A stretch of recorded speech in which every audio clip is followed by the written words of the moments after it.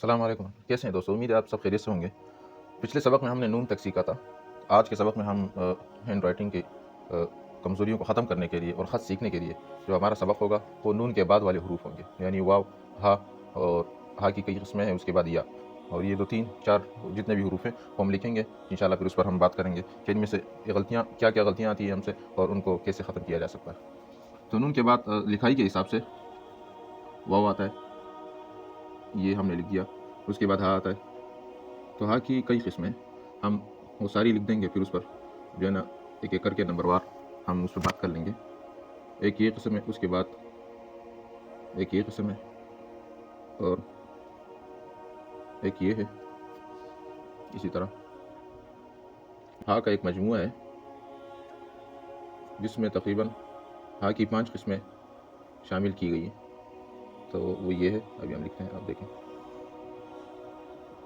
ये। इसके बाद या लिख लेते हैं,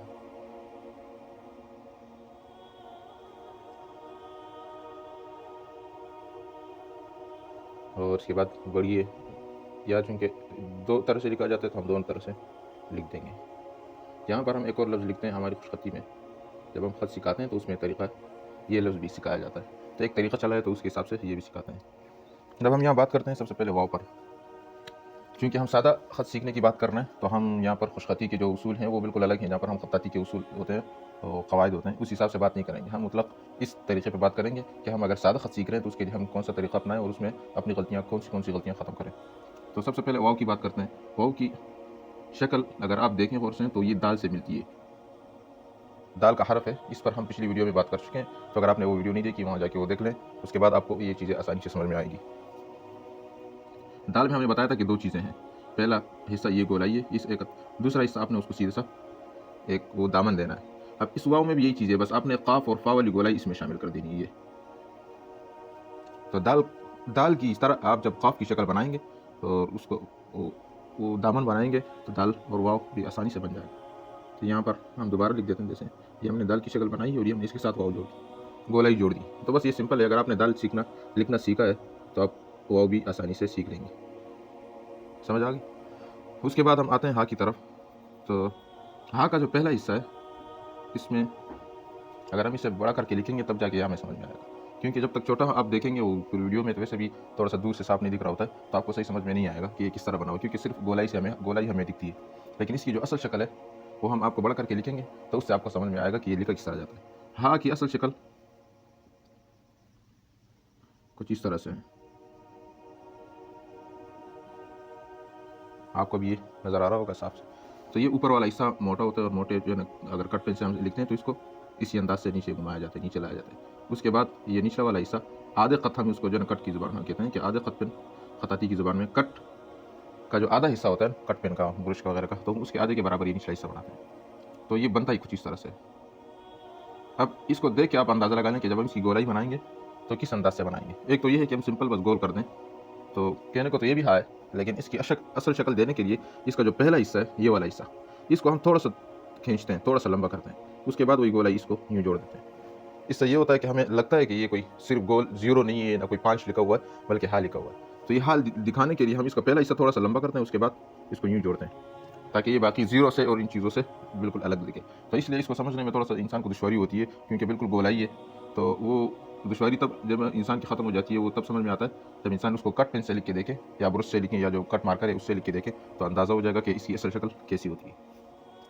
उसके बाद हाँ की दूसरी शक्ल है, ये एक की तो बात हो गई, दूसरी है, फिर उसके बाद तीसरी आती है। ये मैं यहाँ पर थोड़ा सा वो लिख लेता हूँ। हाँ की जो दूसरी शक्ल है उसमें 3 हिस्से हैं। अगर आप उन 3 हिस्सों को जोड़ेंगे तो आपको हाँ समझ में आ जाएगी। अगर हम सिंपल आप इस तरह लिखने की कोशिश करेंगे ना, तो कुछ भी लिख लेंगे। बाज़ लोग इसको कुछ यूँ लिखते हैं। लिखने में तो जल्दी लिखने की तो कोई बात नहीं है, जल्दी में तो बंदा कुछ भी लिख लेता है, समझ में आ जाएगा। लेकिन सही और दुरुस्त तरीक़ा क्या होता है, पहले ये समझना ज़रूरी होता है। तो हम आम तौर पर बाज़ को तो इस तरह भी लिखा हुआ देखा है, बच्चे जब लिखते हैं कुछ, और तरह-तरह के तरीक़े होते हैं। लेकिन दुरुस्त तरीक़ा क्या है इसके लिखने का, और जो मुनासिब उसूल पसंद तरीक़ा है, तो असल तरीक़ा इसका ये है कि इसको हम 3 हिस्से कर देंगे। मसलन एक हिस्सा ये, दूसरा हिस्सा ये, और तीसरा उसके साथ ये गोलाई। इन 3 पार्ट को जब हम जोड़ेंगे तो इससे ये हा बन जाएगा। یہ تین کرنا مقصد یہ ہے تاکہ آپ کو ان تینوں جو ہے نا وہ لکیروں کی جہتیں معلوم ہو جائے کہ یہ کس طرف کو کون سا دیا ہو. تو مثلاً پہلا حصہ ہم نے یہ بنایا کچھ، یہ الٹے طرف کا حصہ اوپر ہوگا اور سیدھے طرف والا حصہ نیچے کو جھکا ہوگا. اس کے بعد دوسرا پارٹ ہم بناتے ہیں، تو یہاں سے شروع کرتے ہیں. اس میں یہ حصہ تھوڑا سا اوپر ہوگا اور اس کا اگلا حصہ معمولی سے نیچے ہوگا، بس نیچے تھوڑا سا آ کر آ جائیں گے. یہاں تک آنے کے بعد اب اس کے ساتھ ہم نے وہ گولائی جوڑ دینی ہے، یہ والی یہ جوڑیں گے ہم. جیسے یہاں سے میں نے شروع کیا، یہاں پہنچایا اور اس کو یہاں پر لے کر آ گئے. تو بس یہ دامن چھوڑ دیا. یہ اس لیے بنایا جاتا تھا کہ اگر آپ نے آگے ملانا ہو وغیرہ ہو کچھ کرنا ہو تو یہ ہاں بن گیا. تو آپ نے ان تین حصوں کو طریقے سے جوڑ دینا ہے، یہ ہاں خود بخود بن جائے گی. پہلا حصہ یہ بنا دیا آپ نے، نظر آ رہا ہوگا، میں ذرا سے ڈبل کر دیتا ہوں. ہاں.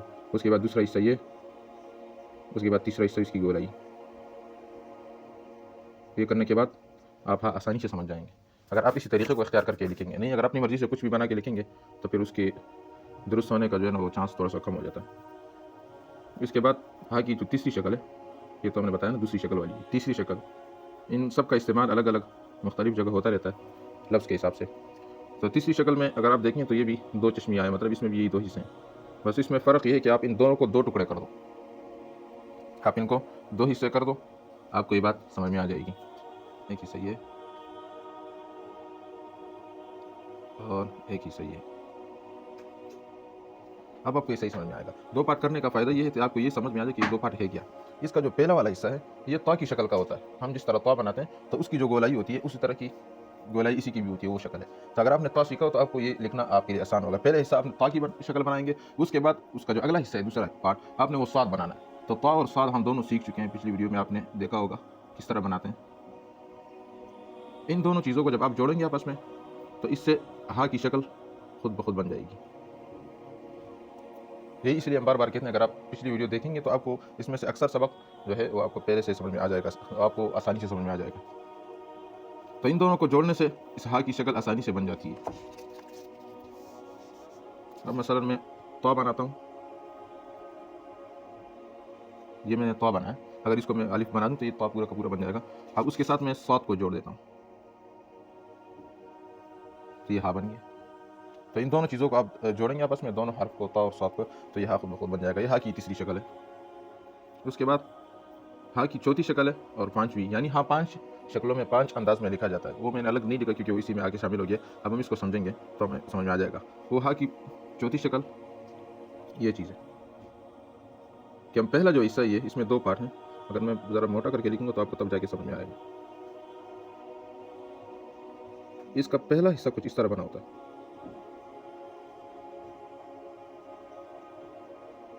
یہ اگر ہم خط کے حساب سے، جیسے ہم نے پہلے بتایا، اگر ہم خطاطی کے روح سے اس کو دیکھیں گے، خط کے حساب سے دیکھیں گے تو تقریباً یہ ایک خط کا بنتا ہے اس حساب سے. اور اس طرح اس کا جو مقدار اور سائز ہے ایک خط کا بنتا ہے، لیکن آدھے خط سے بنتا ہے. اس کی جو موٹائی ہوتی ہے وہ آدھے خط کی ہوتی ہے. ہم اس کو تھوڑا سا گول بناتے ہیں تو آدھے خط کی موٹائی سے ہم ایک خط کا یہ گول چیز بناتے ہیں، یہ بنا دیتے ہیں. اس کے بعد ہم دوسرا حصہ اسٹیپ جو ہے نا وہ اس کے ساتھ یوں جوڑ دیتے ہیں، یہ والا. مثلا میں اس کو بھی بڑا کر کے لکھ دیتا ہوں. یہ ہم ان دونوں چیزوں کو جوڑتے ہیں تو یہ ہاں بن جاتا ہے. اب مثلا میں اسی کے ساتھ اس کو جوڑتا ہوں تو یہ دیکھیں یہ والی ہاں بن گئی. یہ جو ہم بالکل شروع میں لکھتے ہیں. اب تو چونکہ ہم سادہ پین سے لکھ رہے ہیں تو سادہ پین سے اگر میں اس کو لکھوں گا تو آپ کو صحیح سمجھ میں نہیں آئے گا، نظر بھی نہیں آئے گا. اس لیے میں نے اس کو کٹ پین کے ذریعے سے، خط کے ذریعے سے آپ کو سمجھایا. آپ بس اس کے نیچے یہ والی گولائی بنا دیں تو یہ ہاں کی چوتھی شکل بن گئی. اس کے بس یہ دو حصے آپ سمجھ لیں تو آپ کو باقی ہاں کا سمجھنا آسان ہو جائے گا. یہاں پریکٹیکلی جوڑ کے آپ کو دکھاتے ہیں تاکہ آپ کو اسے سمجھ میں آ جائے گا. یہ ہم نے یہ بنایا، یہ تھوڑا سا زیادہ. اس کے بعد ہم نے دوسرا والا ہاں اس کے ساتھ جوڑ دیا اور اسی انداز سے لکھا جیسے میں نے آپ کو بتایا تھا. اس کے بعد یہ والی ہاں ہم نے بنا دیا. اور یہ ہاں کیا ہے تو یہ کچھ اس طرح بنا جاتا ہے جب ہم لکھتے ہیں نا بہادر کا لفظ ہم لکھ رہے تو اس میں ہم یہ ہاں بھی جوڑ دیتے ہیں، وہ یہ والی ہوتی ہے یہاں پر جو تیسرے نمبر پر لکھی ہے. اس کے بنانے کی صورت یہ ہے کہ پہلی جو دو لکیریں ہوں گی، پہلی لکیر کچھ ترچھی اوپر سے نیچے کی طرف آئے گی. اس کے بعد دوسری لکیر میں یہ ہے کہ ہم وہ سات کا جو پہلا سرا ہوتا ہے، ہم جیسے پہلے بنا چکے ہیں، بار بار سمجھا چکے ہیں. تو یہ جو پارٹ ہے نا سات کا یہ پہلا حصہ جو ہے ہم اسی طرح کی ایک شکل بنائیں گے لیکن وہ الٹی طرف سے. سات بناتے وقت ہم تو سیدھی طرف سے شروع کر کے یوں مطلب اس طرف سے لکھتے ہیں، الٹی طرف سے لکھ کے پورا کرتے ہیں. لیکن اس میں ہم یہ والا حصہ کچھ الٹے انداز سے بنائیں گے. ہم مثلا یہ ہم نے پہلا حصہ بنایا، اس کے بعد یہ کر دیا تو سات کا جو سرا ہوگا یہ بن گیا. اس کے بعد آپ اس کے ساتھ کچھ جوڑنا چاہتے ہیں تو جوڑ کے آپ پورا لفظ لکھ لیں گے. تو یہ والی ہاں ہے جب ہم لکھتے ہیں تو اس میں اس کو جوڑتے وقت یہ میں نے بڑھ کر کے لکھے تاکہ آپ کو نظر آ جائے. یہاں سے ہم اس کے ساتھ لفظ جوڑ دیں گے تو یہاں پوری ہو جائے گی. تو اس کے دو حصے, ایک حصہ دوسرا حصہ, آپ اس کو سمجھیں بس. یہ 3 تو یہ ہو گئی چوتھی شکل. یہ جب ہم الگ لکھتے ہیں اس کی شکل ہے, یہ جب ہم جوڑ کے لکھتے ہیں تو اس کی یہ شکل ہے چوتھی شکل. 5ویں اس کی یہ ہو گئی. اب اس کے بعد آتے ہیں اگلے لفظ کی طرف.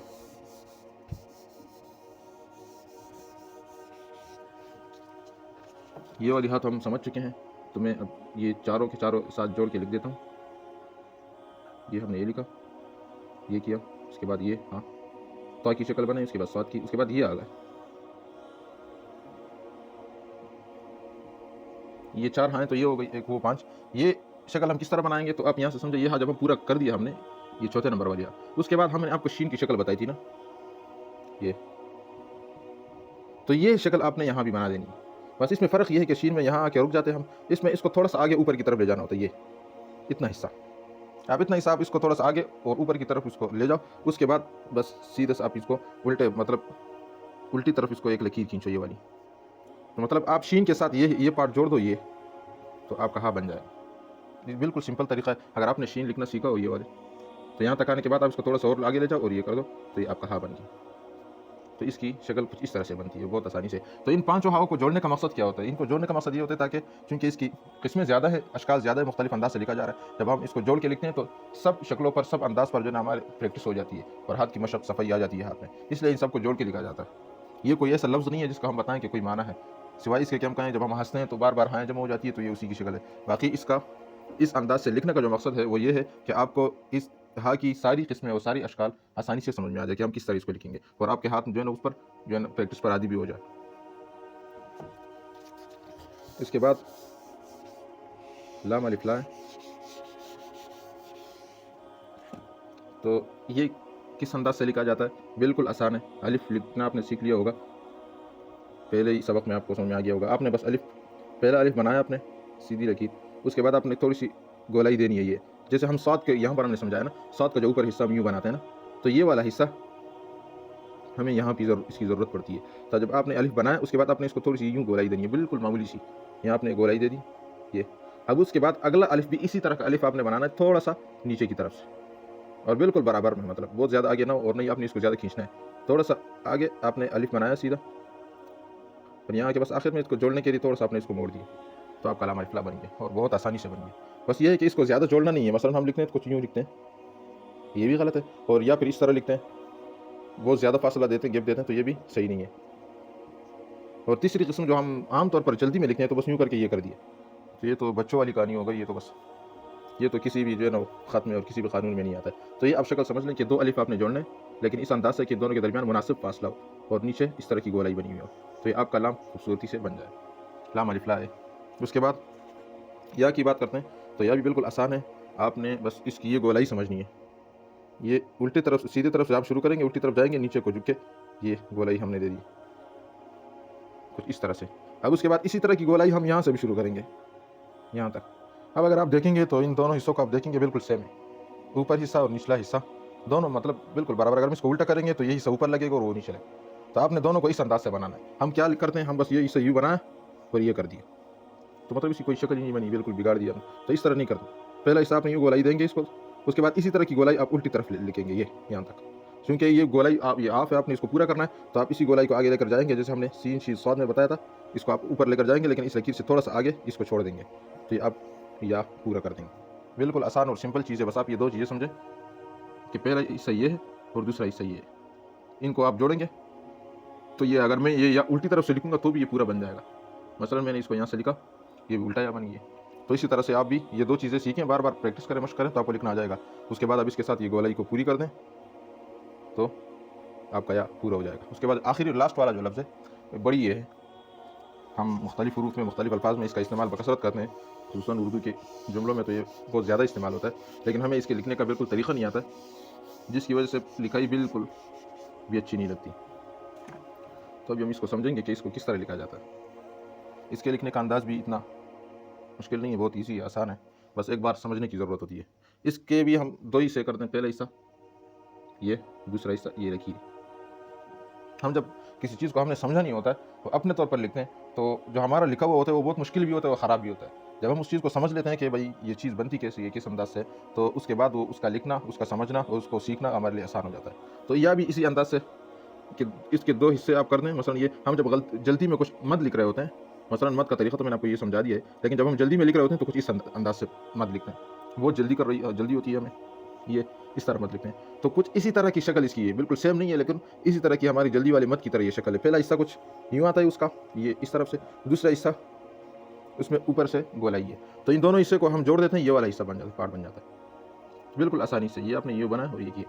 اب یہ جب آپ کو سمجھ آیا تو اس کے بعد آپ نے اس کے ساتھ یہ ایک لکیر کھینچنی ہے، لیکن یہ لکیر بالکل سیدھی نہ ہو، مثلاً یہ بالکل سیدھی لکیر ہم نے پہلے سے کھینچی ہوئی ہے نا، اگر ہم یہاں پر یہ یا کی لکیر کھینچیں تو یہ بالکل اس کے ساتھ سیم نہیں آئے گی، بلکہ یہاں سے تھوڑی سی بالکل مختصر اوپر ہوگا، بہت کم فاصلے سے یہاں سے اوپر ہوگا، پھر یہاں آتے آتے یہاں جب بالکل آگے آپ جاؤ گے نا تو آہستہ آہستہ یہ تھوڑا سا اوپر جائے گا، تو یہاں بھی دیکھیے کچھ فاصلہ، یہاں بالکل معمولی فاصلہ ہے، تو یہ بالکل سیدھی لکیر نہیں ہے۔ جب ہم سیدھی لکیر کھینچیں گے تو کچھ برا لگے گا، تو بس آپ نے یہ سمجھنا ہے کہ پہلا یہ پارٹ ہے، جب آپ اس کو سمجھ گئے تو اس کے ساتھ دوسری یہ لکیر کھینچے، اور ان دونوں کو آپ جوڑیں گے صحیح انداز سے تو یہ یا خود بخود خوبصورت دکھنے لگے گی۔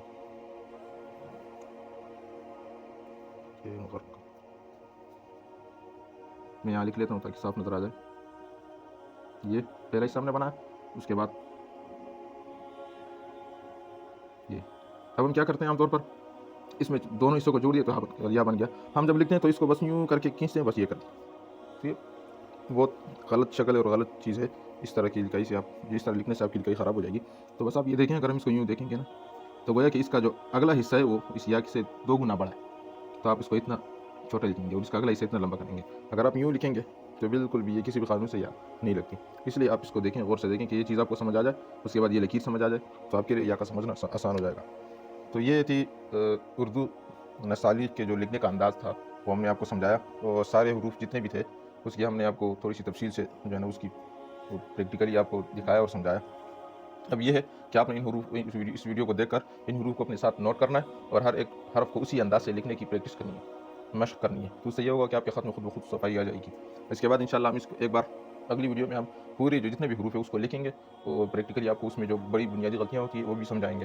تو آج کے لیے اتنا ہی کافی ہے، امید ہے آپ کو ویڈیو اچھی لگی ہوگی، تو پھر اگلی ویڈیو میں ملتے ہیں، تب تک کے لیے اللہ حافظ۔